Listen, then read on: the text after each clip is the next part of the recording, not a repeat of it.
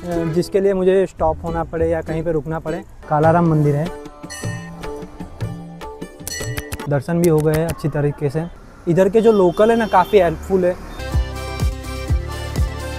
मैं आ गया हूँ अपने डेस्टिनेशन पांडवलेनी पे। पांडवलेनी में दो छोटे दोस्त बन गए थे।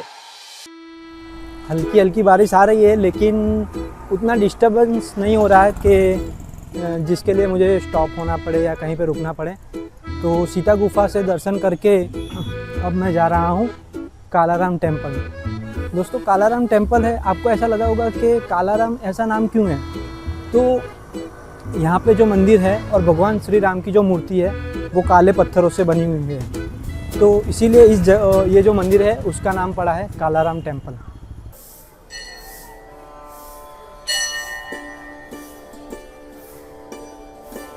मैं आ चुका हूँ कालाराम मंदिर। दोस्तों जैसे ही मंदिर के अंदर आप प्रवेश करते हो तो आपको एक शांति और एक सुकून प्राप्त होता है। और इस मंदिर की मैं अगर बात करूँ तो ये है मेरे सामने, आप देख सकते हो ये पूरा कालाराम टेम्पल, कालाराम मंदिर है। और उसके सामने वहाँ पर वो जो है वो हनुमान मंडप है और वहाँ पर हनुमान जी की मूर्ति लगाई गई हुई है। इस मंदिर की कोई खास चमक दमक नहीं है लेकिन इसकी गरिमा काफ़ी अलग है। यहाँ पर आकर आपको एक अलग ही शांति और एक अलग ही सुकून मिलता है। और अगर मंदिर के अंदर की बात करूँ तो मंदिर के अंदर जो भगवान श्री राम की मूर्ति है उसे काले पत्थरों से बनाया गया हुआ है और इसीलिए इस जगह का और इस मंदिर का नाम है कालाराम मंदिर।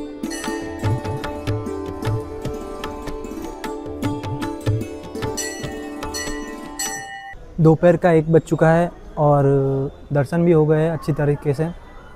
अब यहाँ से निकलते हैं और कुछ खाना वाना खाते हैं, थोड़ी पेट पूजा करते हैं क्योंकि सुबह से इतना कुछ खाया नहीं है। तो खाना खाने के बाद यहाँ की जो लोकल ट्रांसपोर्टेशन है उससे मैं जाने वाला हूँ पांडवलेनी। वो भी एक अलग एडवेंचर रहने वाला है, देखते हैं अभी कैसे होता है। पर अब यहाँ से निकल के सबसे पहले हम लोग खाना खाते हैं। ये छोटी छोटी गलियाँ, पुराने घर, तो यही सब जो पुराने शहर होते हैं उसकी पहचान होती है। तो यहाँ से कालाराम टेम्पल से निकल के मैं जा रहा हूँ बस स्टैंड की तरफ। वहाँ से मुझे लेनी है पांडवलेनी के लिए बस। लेकिन उसके पहले अगर कोई अच्छी जगह दिखती है खाने की तो मुझे कुछ खाना पड़ेगा क्योंकि एनर्जी पूरी डाउन हो चुकी है यार। और देखते हैं अभी आगे क्या मिलता है। और वेदर की बात करूँ तो कभी धूप आ रही है, कभी फिर बादल आ रहे हैं, तो मिक्स वेदर हो रहा है, तो वो भी अच्छा है। मतलब इतनी फुल बारिश नहीं है कि डिस्टर्ब करे मेरे को या मुझे रुकना पड़े कहीं पे। तो इतनी कृपा है उनकी, भोले बाबा की। इधर के जो लोकल है ना काफ़ी हेल्पफुल है। किसी को भी पूछते हो है तो मतलब वो जो जगह है वहाँ तक छोड़ने आते हैं और पूरा ऑनेस्टली आंसर देते हैं कि भाई यहाँ से शॉर्ट पड़ेगा या फिर यहाँ से चले जाओ या ये जगह अच्छी है। तो अभी तक मुझे जितना एक्सपीरियंस हुआ है तो लोकल पब्लिक काफ़ी अच्छी है। यहाँ से शायद हमें ऊपर जाना है। मैं जहाँ से गुजर रहा हूँ वो शायद कपड़े की मार्केट है यहाँ की, दोनों तरफ कपड़े की दुकानें हैं। और पता नहीं आज संडे है फिर भी यहाँ पर दुकानें शॉप सब ओपन है, तो शायद ये लोग वीक के किसी दूसरे दिन पे यहाँ पर बंद रखते होंगे।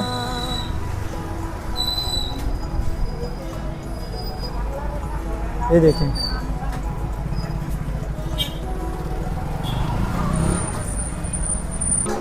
पंचरत्न करके यहाँ पर रेस्टोरेंट है, तो वहाँ पे मैं खाना खाने आया हूँ। और यहाँ पर जो मैंने डिश मंगाई है उसकी प्राइस है 130 रुपीज़, 130 रुपये, जिसमें ये थाली आई हुई है। रोटी सब्जी है 2 और कढ़ी चावल, रायता है, दही है और पापड़ है। तो स्टार्ट करते हैं। दोपहर का 1 बज चुका है और काफ़ी भूख भी लगी है दोस्तों। खाना खाने के बाद ही नेक्स्ट अपना जो स्टेशन है पांडवलेनी, वहाँ पर जाते हैं। तो अभी अपने पास 4-5 घंटे है क्योंकि फिर वापस आके हम लोगों को गोदावरी की जो आरती होती है वो देखना ही है और रामकुंड और वो सारी जगह है वो भी। तो खाना खाते हैं, फिनिश करते हैं और फिर निकलते हैं अपने नेक्स्ट डेस्टिनेशन के लिए। मेरे पीछे है पंचरत्न, जहाँ से खाना खा लिया है और उसका जो बिल है वो 130 रुपीज़ आया है। और अब यहाँ से हम लोग निकलते हैं। अभी जा रहा हूँ पांडवलेनी। तो पांडवलेनी जाने के लिए मैं यहाँ से ना लोकल ट्रांसपोर्ट यूज़ करने वाला हूँ। तो यहाँ से कम 5 या 10 मिनट की दूरी पर ही है जो लोकल ट्रांसपोर्ट जहाँ से हमको मिलने वाला है वो जगह। तो अभी मैं जा रहा हूँ पांडवलेनी और फिर पांडवलेनी जाने के बाद मैं वापस यहाँ पर ही आने वाला हूँ जहाँ पर रामकुंड है और साथ में रात को जब गोदावरी आरती होने वाली है। अभी मैं यहाँ पर जो बस स्टैंड है वहाँ पे खड़ा हूँ पांडवलेनी जाने के लिए। और जैसा मैंने इंक्वायरी की तो यहाँ से 107 107 नंबर की बस है वो पांडवलेनी जाएगी। और यहाँ पर जो बोर्ड है वहाँ पर भी कुछ दिखा नहीं जाएगा वो कितने टाइम में आएगी। बाकी सारी बसों का टाइमिंग आ रहा है 111 152 अलग अलग बस है, उसके टाइमिंग दिखा रहा है कि वो 2 मिनट 5 मिनट में आएगी। लेकिन जो 107 नंबर की है पांडवलेनी उसके बारे में अभी कुछ दिखाई नहीं दिया है।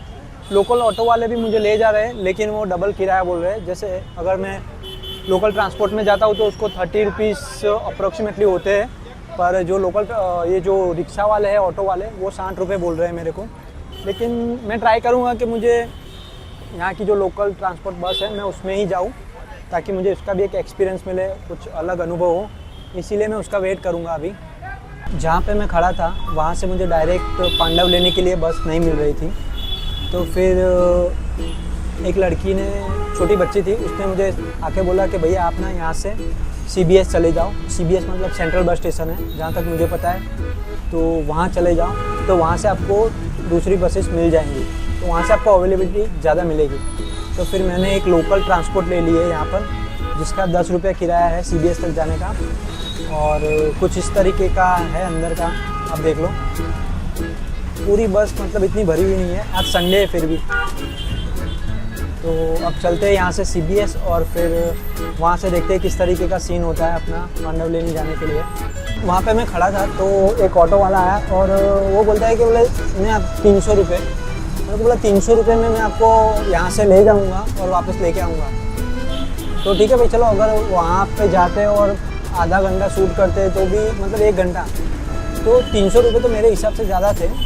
और लोकल जो मतलब जहाँ पे वो इसके पहले एक रिक्शा वाला स्टेयरिंग में बोल रहा था वो 60 रुपये बोल रहा था। तो 60 120 होते, मतलब कुछ भी भाव कुछ भी के बाहर का देखा नहीं कि मतलब ऐसा लगा कि ये बाहर से आया है तो मतलब कुछ भी रेट दे देने का।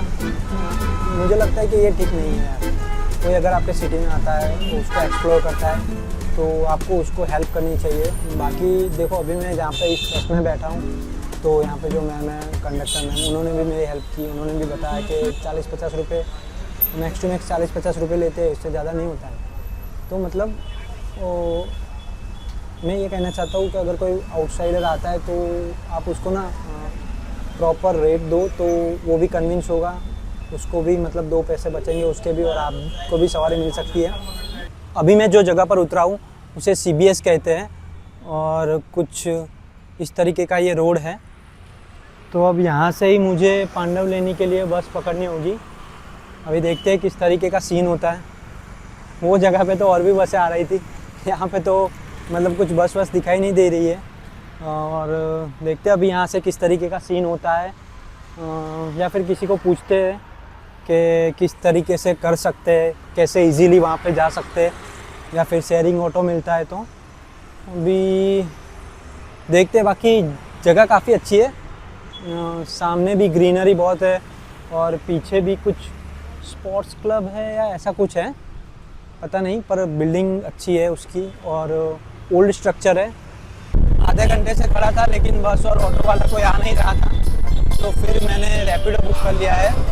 और यहाँ से कम 8-9 किलोमीटर की दूरी पर है और 15-20 मिनट का ही रास्ता है। लेकिन ऑटो वाले पैसे ज़्यादा बोल रहे थे और बस कोई आ नहीं रही थी, तो फिर फाइनली रैपिडो करके हम लोग जा रहे हैं पांडवलेनी को एक्सप्लोर करने। मौसम का जितना शुक्रिया अदा करें उतना कम है, क्योंकि बहुत ही बढ़िया मौसम है।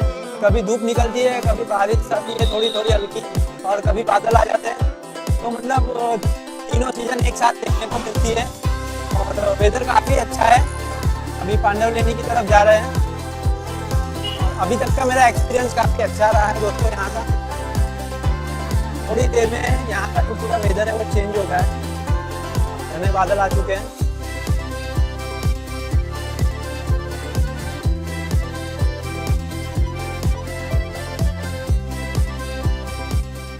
अब मैं आ चुका हूँ पांडव लेनी। थोड़ी सी हवामान की तारीफ़ कर दी थी और उतने में ही एकदम से बारिश शुरू हो गई, तो हम लोगों को 2-3 जगह स्टॉप करने पड़े। पूरा मैं और मेरा जो राइडर था वो दोनों भीग गए, तो वो मुझे यहाँ पर छोड़ के चला गया है और मैं आ गया हूँ अपने डेस्टिनेशन पांडव लेनी पे। तो यहाँ से वो जो थोड़ा हाइकिंग जैसा है, तो ये स्टार्ट करना है, वो यहाँ से है पांडव लेनी। तो आप लोगों को लगेगा कि इस जगह का संबंध पांडवों से है। मुझे भी पहले ऐसा ही लगा था, लेकिन मैं गलत था, ऐसा नहीं है। और हाँ दोस्तों, जैसे हमने पंचमढ़ी वाले व्लॉग में पांडव केव्स को शूट किया था, कुछ इसी तरह की ये भी केव्स है। तो यहाँ से कम 250-300 सीढ़ियाँ जितना ऊपर जाना है, उसके बाद वो जो पांडव लेनी केव्स है वो आती है। बहुत ही बढ़िया मौसम है और प्रॉपर ट्रैकिंग रहने वाला है। पूरा जंगल एरिया है ये देखिए। जैसे जैसे ऊपर आते हैं सांस थोड़ी फूलने लगती है, पर कोई दिक्कत नहीं, चलते हैं।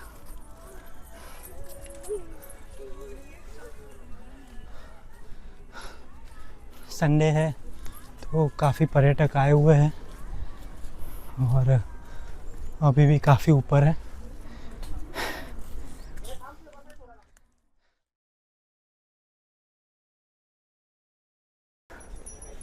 जैसे जैसे हम ऊपर आ गए हैं, वैसे वैसे ये जो शहर है छोटा लगने लगा है। अभी भी हम आधे रास्ते पे ही है, अभी और आधा रास्ता बाकी है और हल्की हल्की बारिश भी अभी शुरू हो गई है।